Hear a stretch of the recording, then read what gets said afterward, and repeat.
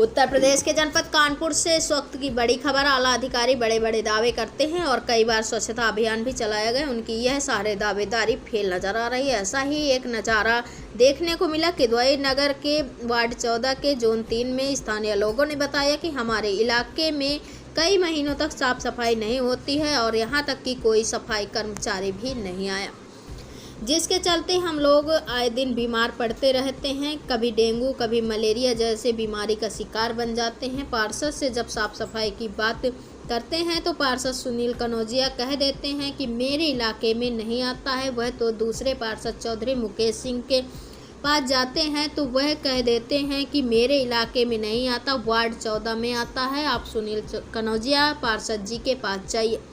जब हमारे संवाददाता पार्षद से बात किए तो एक बात सामने निकल कर आई है जिसे सुनकर आप भी हैरान हो जाएंगे।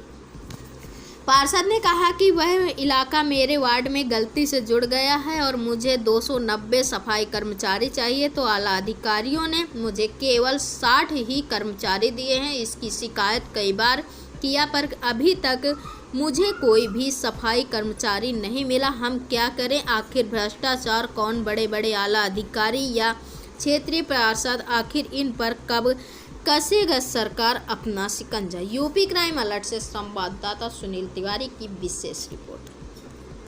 क्या नाम है आपका? मेरा नाम रिया है। आपकी क्या समस्या है?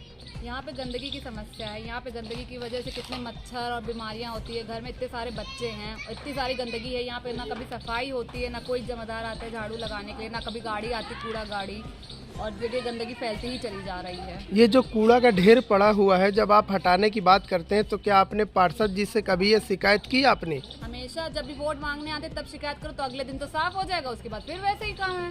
तो रोज की गंदगी घर सबके घर से निकलती ही है। अभी हमें स्थानीय लोगों ने बताया है कि यहाँ के पार्षद 2 हैं। अगर कूड़ा उठाने की बात उनसे कहते हैं तो वो कहते हैं कि मेरे में नहीं आता, वो कहते हैं मेरे में नहीं आता है। तो आपने कभी ये पूछा कि ये समस्या हमारी और है, इसका निस्तारण कौन करेगा?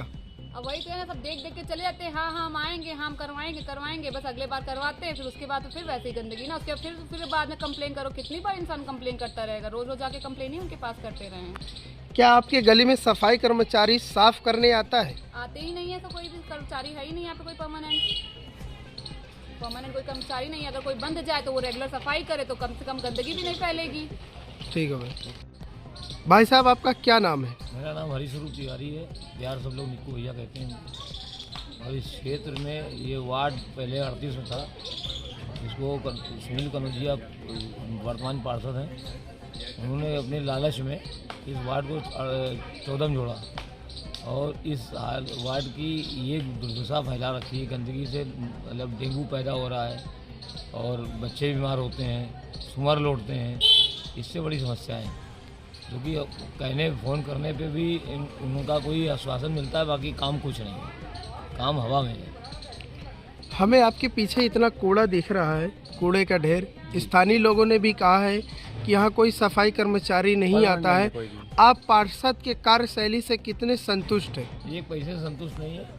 पार्षद उसको कहते हैं जो जनता दुख सुख का साथी हो, जनता के दुख सुख में खड़ा हो, दुख सुख को दूर मारिए। जो यहाँ सफाई चिंता नहीं कर सकता है, सफाई व्यवस्था सुनिश्चित नहीं कर सकता है, जनता के लिए खड़ा नहीं होता है, उसका आएगा पार्षद। हम तो तब पार्षद समझे जब जनता के लिए आप खड़े हो। ये कूड़े का ढेर कब से नहीं उठाया गया? लगभग ये 2 साल से लगातार ये व्यवस्थाएं हैं। और ये जबकि मेरे वार्ड में नहीं है। और बुजुर्ग चाचा जी फ़ोन करते हैं और हम संबंधित अधिकारियों से, जेडएसओ से, सफाई नायक से हाथ जोड़ के निवेदन करते हैं। उनको सफाई करने के लिए उनसे पैसा मांगते हैं। ये व्यवस्था है। कितने रुपए अभी तक ले गए हैं यहाँ से? हज़ारों रुपए ले गए यहाँ से।